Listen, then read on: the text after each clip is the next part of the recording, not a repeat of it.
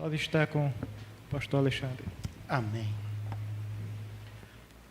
Cumprimento a igreja com a graça e a paz do Senhor Jesus Cristo.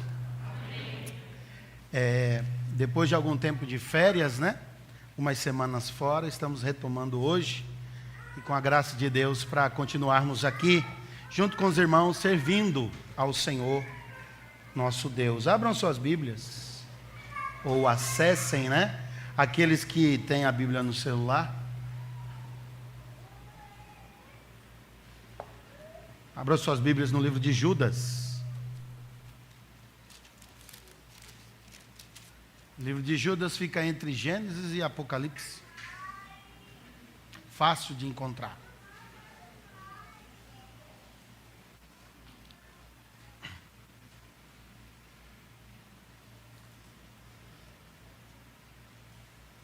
Vamos fazer a leitura desse texto?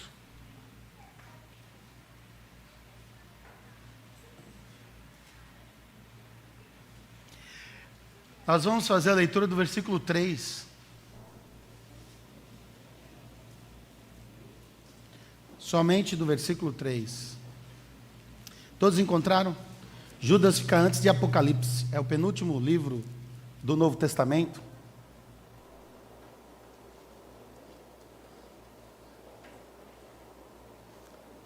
Diz assim o texto sagrado: Amados, quando eu empregava toda a diligência em escrever-vos acerca da vossa comum salvação, foi que me senti obrigado a corresponder-me convosco, exortando-vos a batalhardes diligentemente pela fé que uma vez por todas foi entregue aos santos. Eu vou desligar esse microfone aqui, porque não está legal. Eu vou pegar o microfone de mão aqui.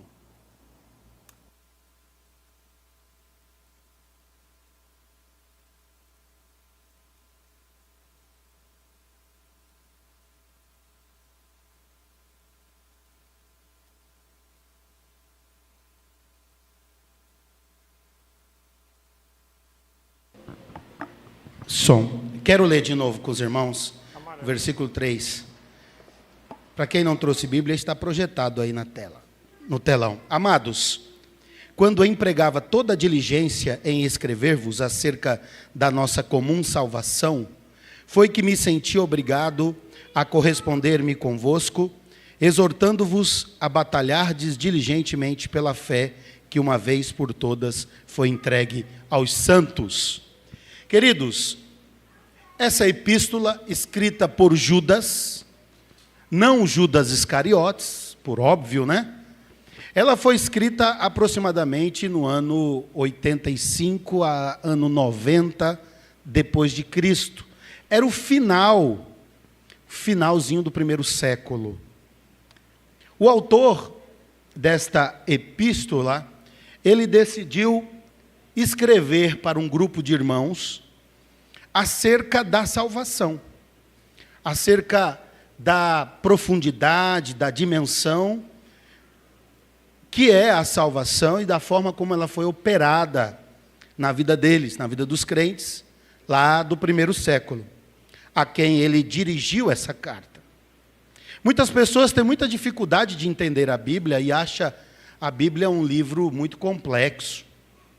Mas a gente sempre tem ensinado e orientado na seguinte direção, de que a Bíblia, ela é necessariamente um livro, e pessoas escreveram esse livro, pessoas que acreditamos, esta é a nossa fé, estavam inspirados por Deus, e elas direcionaram esse conteúdo. Hoje nós usamos e-mails, hoje nós usamos o WhatsApp, para nós produzirmos os nossos textos. Então, a Bíblia é uma mensagem de pessoas para pessoas. É Deus usando pessoas para falar com pessoas. A Bíblia, ela tem um propósito, ela tem uma razão. Ela fala de coisas, de cultura, de costume, de geografia, de um contexto e de uma região que, de fato, existe. Algumas deixaram de existir por questões foram destruídas por terremotos, algumas cidades narradas na Bíblia, ou desapareceram com o tempo, porque as civilizações primordiais, elas eram nômades, elas se mudavam, ou impérios subjugavam outros impérios, e com isso destruíam e arrasavam cidades, enfim. Outras cidades foram destruídas pela ira de Deus. Mas a Bíblia nada mais é que uma carta escrita, direcionada a alguém ou a pessoas, de tal forma que Deus orientando aquela pessoa, inspirando aquela pessoa a transmitir aquela mensagem àquele público a quem ela está escrevendo. Talvez podemos entender que alguns escritores da Bíblia, eles não entendiam ou não imaginavam, melhor dizendo, que estavam produzindo um texto que se tornaria um texto sagrado. Talvez o autor tivesse escrevendo algo que ele não imaginava que se tornaria um texto sagrado. Mas sempre a Bíblia tem esse cunho, tem essa finalidade. É Deus usando um homem para produzir um texto para falar com pessoas, para falar com homens. E para além daquele fato ali, histórico, humano, há o fenômeno sobrenatural, espiritual, que é a finalidade também, através das Sagradas Escrituras. Não só tratar com o ser humano de forma material, mas tratar com o ser humano, sobretudo, de forma espiritual. Então, Judas, ele era um líder da igreja primitiva. Esse Judas aqui, ele é o que nós podemos dizer irmão de Jesus. É o Judas irmão de Jesus. A gente precisa usar essa palavra para poder situar a personagem. Não é?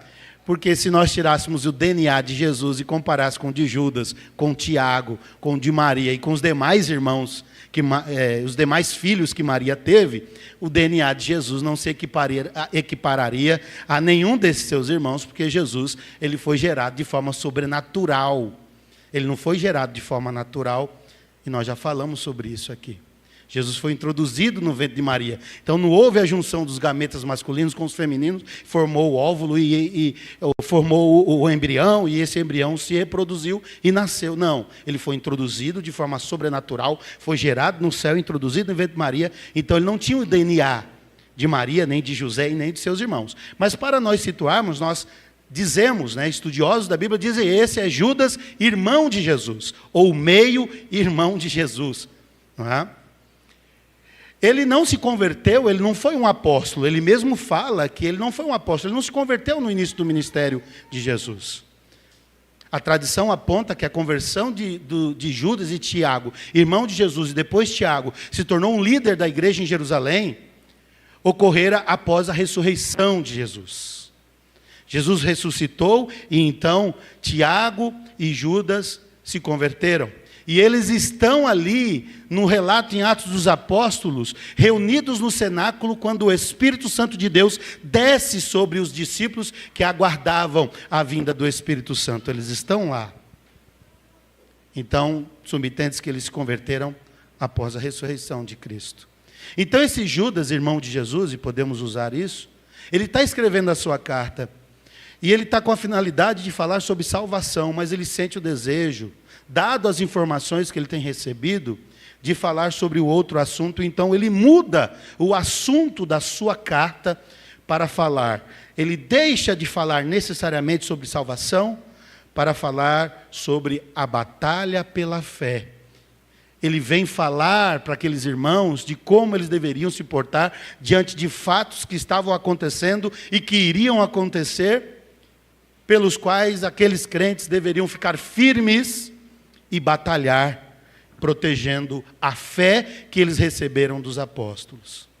E então, nessa carta, nós podemos imaginar que quando Judas escreve essa carta, o grupo a quem ele quer orientar era um grupo de judeus convertidos ao cristianismo. Por que isso? Porque ele faz menção, nessa pequena carta, nesse pequeno texto, ele faz menção a elementos que era comum aos judeus. Conhecendo a história de Miguel e sua batalha, conhecendo a história de Caim, a história de Balaão, a história de Corá, são esses elementos que apontam que os ouvintes ou os endereçados desta carta era uma comunidade de crentes judeus que haviam se convertido ao cristianismo. E então, diante disso, diante dessa carta, dentre várias lições que a gente pode aprender, eu vou tirar algumas lições.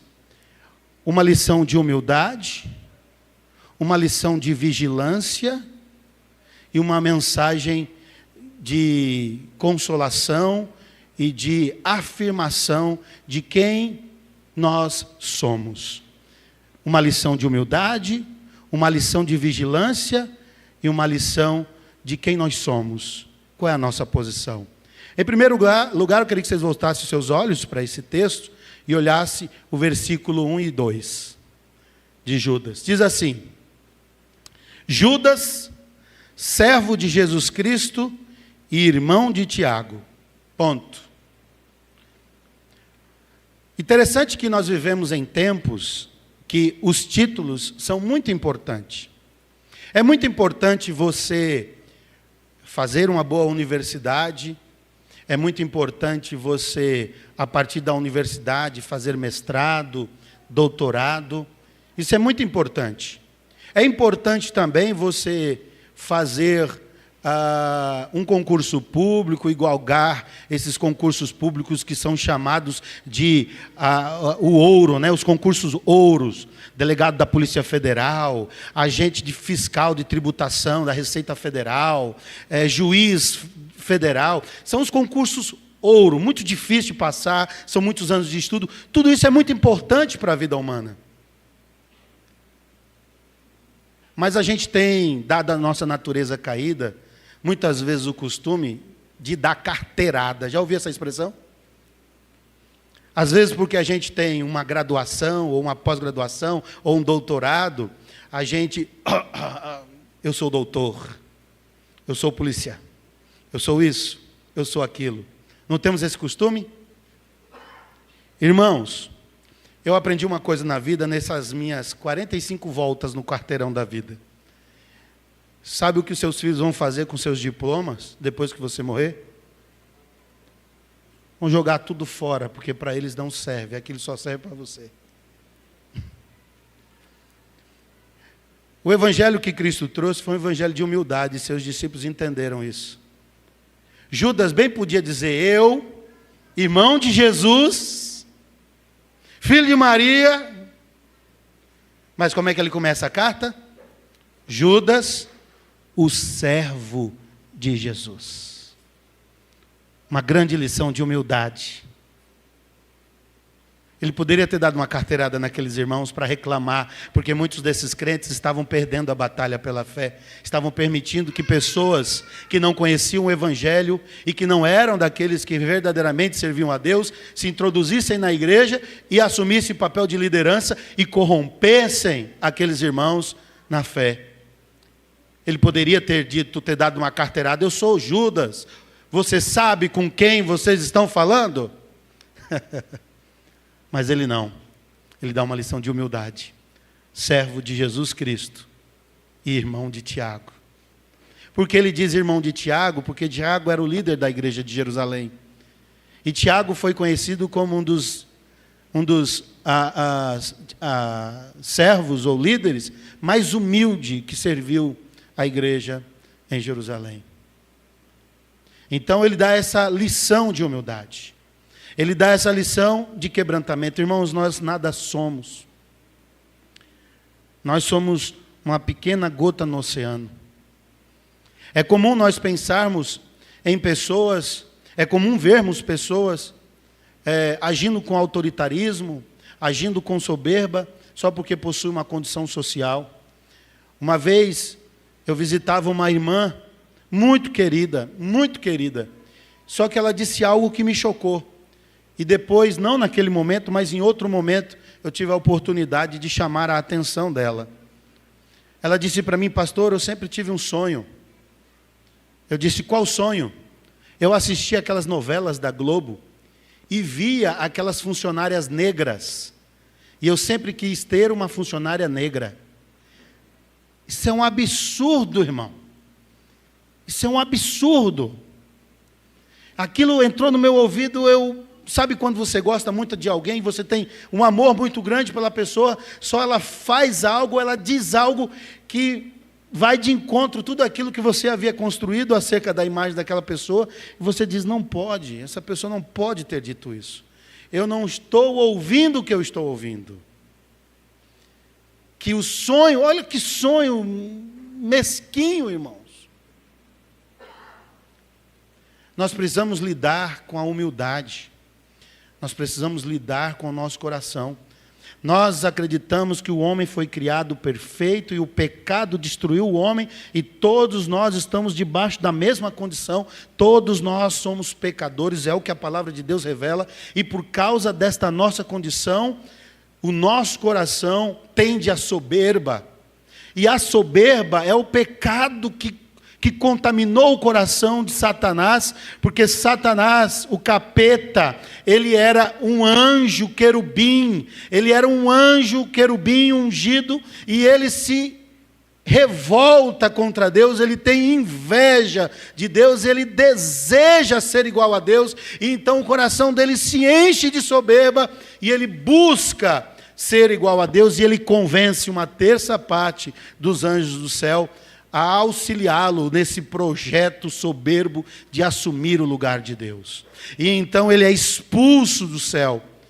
E depois ele seduz Adão e Eva a cometer o mesmo pecado. Sabe por que Deus impediu de vocês comerem deste fruto? É porque o dia que vocês comerem dele, vocês serão igual a ele. Soberba. Às vezes a pessoa, ela tem uma condição financeira melhor e ela quer humilhar os outros. Ela quer subjugar os outros. Soberba. Mas Judas nos dá uma lição de humildade. Eu sou servo. A palavra servo aqui é doulos no grego, que significa escravo. É isso que tem na nossa mente quando decidimos verdadeiramente servir a Deus. Quando cremos na palavra de Deus, nós não somos nada, nós somos pó, e ao pó nós tornaremos, viemos do pó e ao pó nós tornaremos. Nós estamos aqui agora, mas a vida passa, a vida é passageira, o tempo passa velozmente. A gente pode estar muito bem aqui, saudável, mas de repente o nosso coração pode parar. Podemos sofrer um AVC, podemos sofrer um acidente.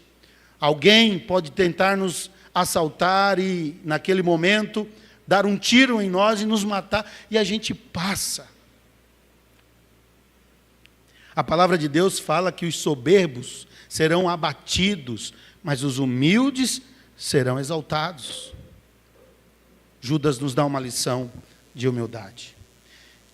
Não só isso, Judas chama aqueles irmãos para terem vigilância quanto à liderança. E então, Judas foca naquilo para o qual ele escreve essa carta. Já falei, ele desejou falar sobre salvação, mas ele vai passar a falar sobre a batalha pela fé. Irmãos, a fé, quando dizemos que nós temos fé, não trata-se apenas de um sentimento subjetivo. A nossa fé, a fé do cristão, a fé do crente, ela é fundamentada no que esse livro ensina. Sua teologia, suas crenças, seus valores. Aqui está fundamentado a fé do crente, do cristão. Então, esta fé possui pilares, que são pilares axiomáticos, que não podem ser removidos e não podem ser negligenciados, porque se isso acontecer, toda a estrutura dessa fé cai ao chão. E era isso que estava acontecendo já na igreja primitiva. Falsos líderes, falsos pastores, falsos apóstolos ensinavam um falso evangelho e que estava minando as estruturas de todo o conjunto de fé ensinado pelos apóstolos. E Judas disse: epa, peraí, eu não posso deixar que isso aconteça.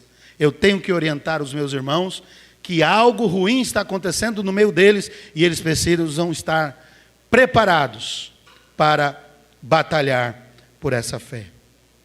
E aí, eu queria chamar a atenção de vocês para a comparação que Judas faz acerca desses líderes, desses homens que estavam destruindo os pilares da fé, ou tentando, destruir os pilares da fé. Dê uma olhadinha no versículo 12. Olha só o que Judas fala.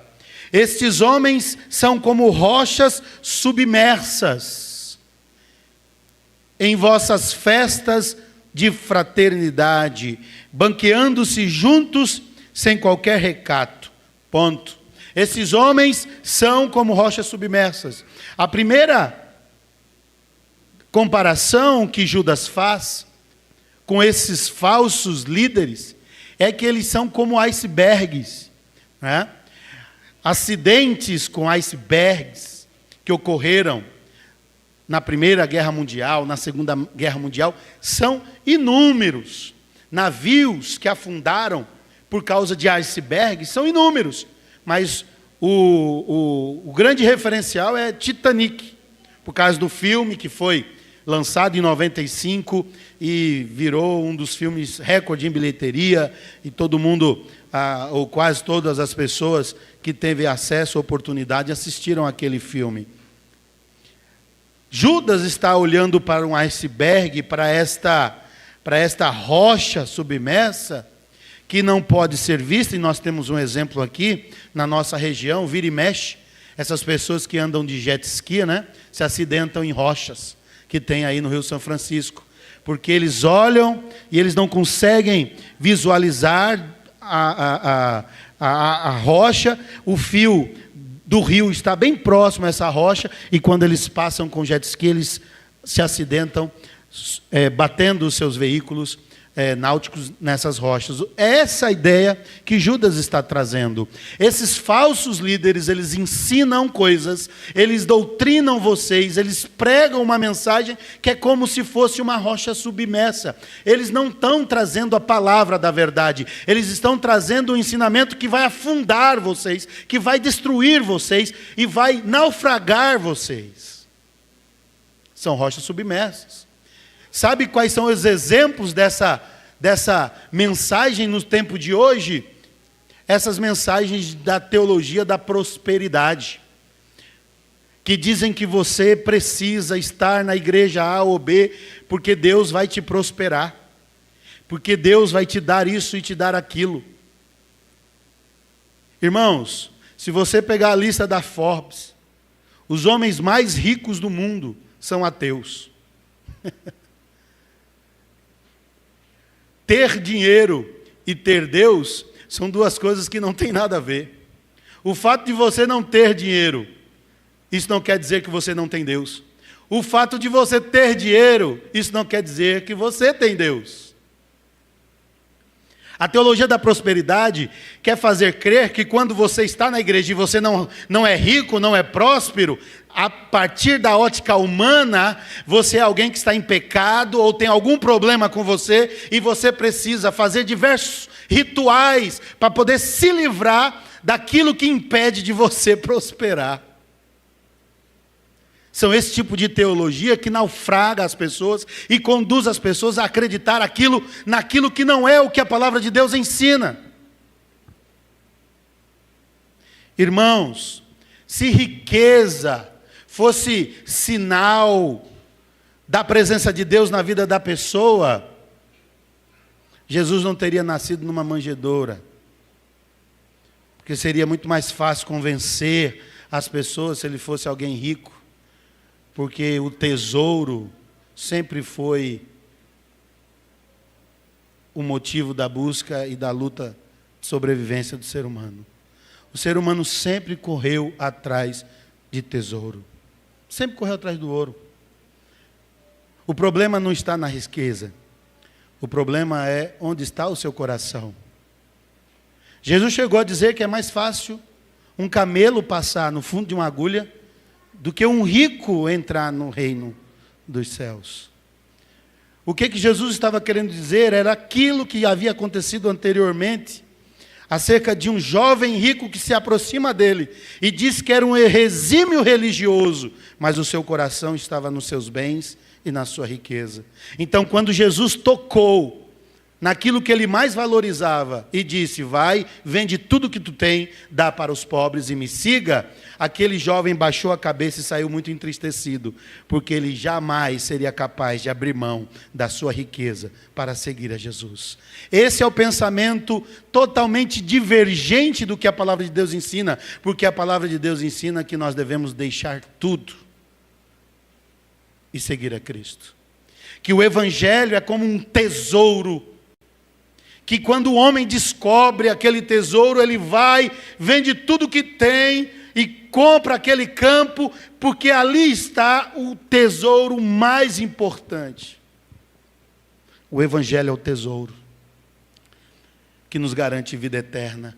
É por isso que Judas queria falar sobre salvação, mas ele teve que falar: olha, tome cuidado, porque esses homens que estão entre vós são como rochas submersas, vão afundar vocês, ensinando aquilo que os apóstolos e aquilo que Cristo não ensinou. Não só isso, olha só, ele compara também com pastores que a si mesmos se apacentam. Pastores que a si mesmos se apacentam. Aqui a ideia é de pastores que não se preocupam com as suas ovelhas.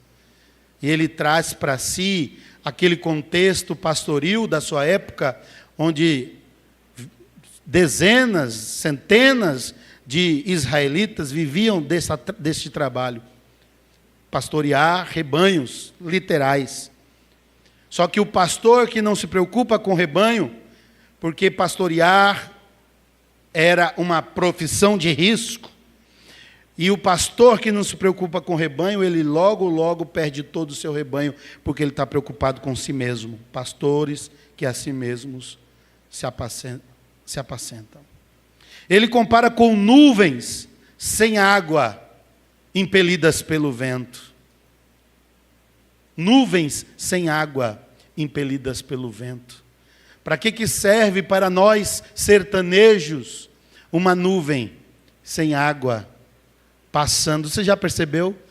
Olha, eu já tenho andado por esse Brasilzão aí, mas Petrolina tem um dos céus mais bonitos. Você já contemplou isso? Já teve a oportunidade de parar na sua casa e ficar olhando para o céu? O céu de Petrolina é muito azul. E vira e mexe passam nuvens rápido demais. E lá vai mais uma nuvem. Porque a nuvem sem água, o vento leva ela e ela vai embora.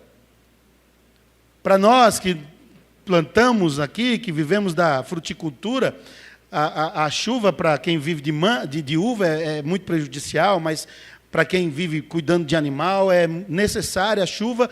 E olhar uma nuvem passando sem água significa que aquela nuvem, para a nossa necessidade, a necessidade de água, não traz nenhuma transformação, não traz nenhuma vida. E é isso que Judas está dizendo. Há um tipo de evangelho, há um tipo de mensagem que são nuvens, mas nuvens sem água, que não traz vida. Quando a gente sobrevoa o Vale de São Francisco, no período da seca, a gente vê tudo seco ao redor. Mas é só cair água na terra e você sobrevoar, você vê tudo verde. Já teve essa experiência? Por quê? Porque chuva traz vida. O que é bom para nós é nuvem com água. Mas nós vivemos tempo, e Judas já falava dessas pessoas, de uma liderança que não traz vida, de uma liderança que são nuvens sem água. E ele compara, não só como nuvens sem água, mas como árvores. Leia o texto sagrado. Árvores em plena estação dos frutos, mas destes desprovidas, duplamente mortas, desarraigadas. E ele continua dizendo, versículo 13: ondas bravias do mar, que espumam as suas próprias sujidades, estrelas errantes para as quais tem sido guardada a negridão das trevas para sempre. Meus irmãos, tome cuidado com estes coaches da fé, que trazem mensagenzinhas bonitinhas, com roupagem de piedade, mas ela não traz nada do evangelho que Jesus ensinou. Cuidado com esses pregadorzinhos de mídia, que nada tem a trazer a não ser uma mensagem que amassageia o seu ego e não aponta os seus pecados nem as suas falhas. Cuidado. Esses são esse tipo de pessoas de quem Judas está falando. Mas para eles, para os falsos líderes, a negridão das trevas estão preparados. Mas ele não só dá uma lição de humildade, ele não só dá uma lição de prudência, de atenção, mas ele nos fala quem nós somos. Os verdadeiros crentes, quem são eles? Volta ao versículo 1. E ele nos dá aqui 3 atributos de quem nós somos. Primeiro, ele diz assim: Judas, servo de Jesus Cristo, o irmão de Tiago, aos chamados. Nós, em primeiro lugar, somos chamados. Jesus disse: não fostes vós que escolhestes a mim, mas eu vos escolhi a vós outros. Nós somos chamados. Muitas pessoas pensam que vão para a igreja porque elas querem ir para a igreja. Eu vou seguir a Jesus porque eu quero seguir, que é um desejo meu. Lê do engano. Porque todos nós aqui, nós temos, que conhecemos a palavra, nós entendemos que se não fosse a graça de Deus, se Deus não tivesse estendido as suas mãos poderosas e nos alcançado nesse mundão de meu Deus, e nos trazido para dentro da igreja, o último lugar que nós entraríamos era numa igreja. Ainda mais no tempo de ceticismo e de relativismo no qual nós vivemos. As relações são relativas, as crenças são relativas, até a verdade é relativa. Ora, quando Jesus estava diante de Pôncio Pilatos perguntou para Jesus o que era a verdade. Jesus já havia dito: eu sou o caminho, a verdade e a vida. Jesus já havia dito: eu sou o pão, eu sou a água, eu sou a luz. Jesus, ele é comparado aos elementos necessários para a sobrevivência humana.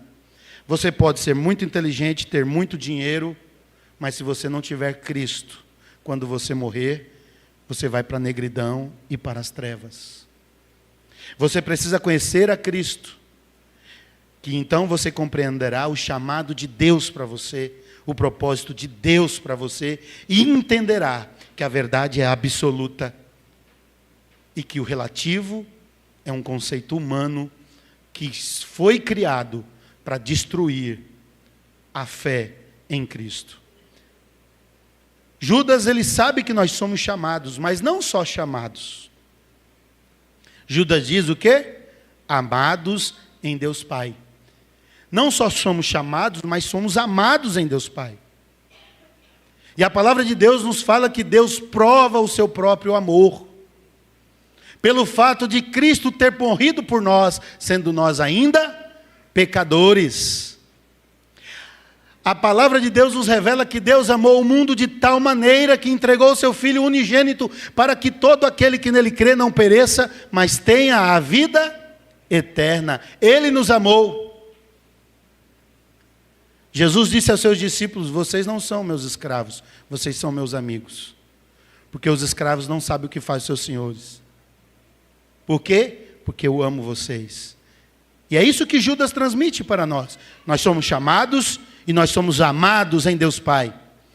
E não só isso, nós somos guardados. Nós somos guardados em Jesus Cristo.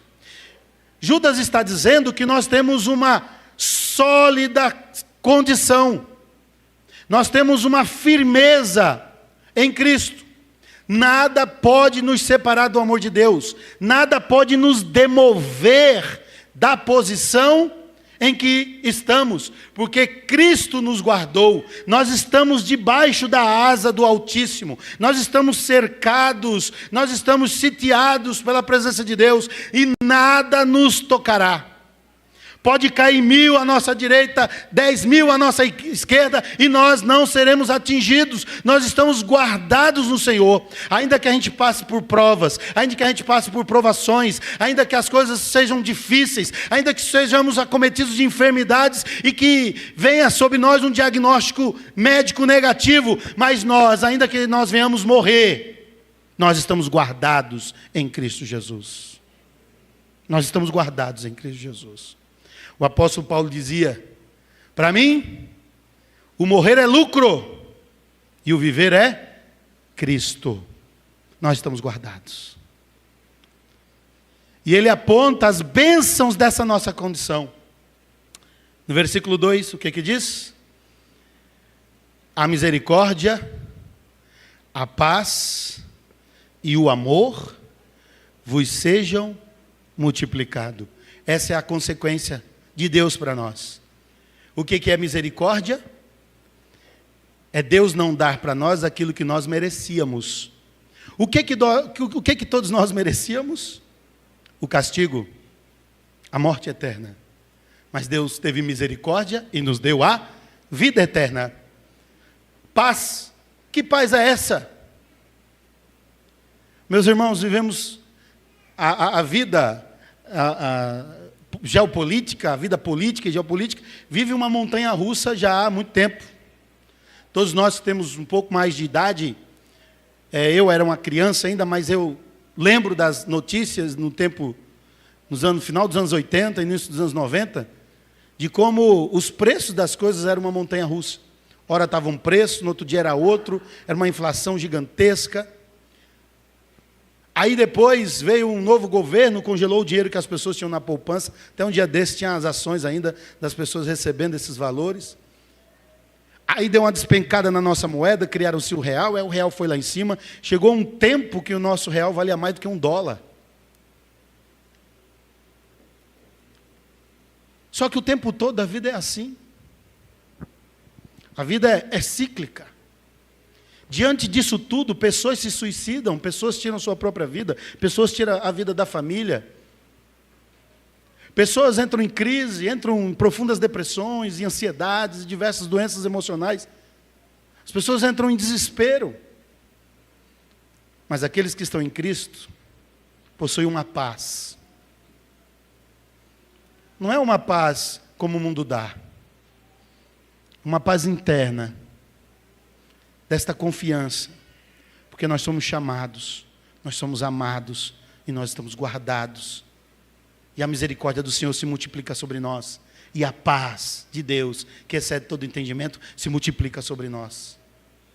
E apesar de todas as intempéries da vida, apesar de todas as nuances da existência humana, nós aqui crentes nos comunicamos da seguinte forma: graça e paz, meu irmão. A paz do Senhor, meu irmão. Sabe por quê? Porque nós temos paz. Mesmo em meio à tempestade, nós temos paz.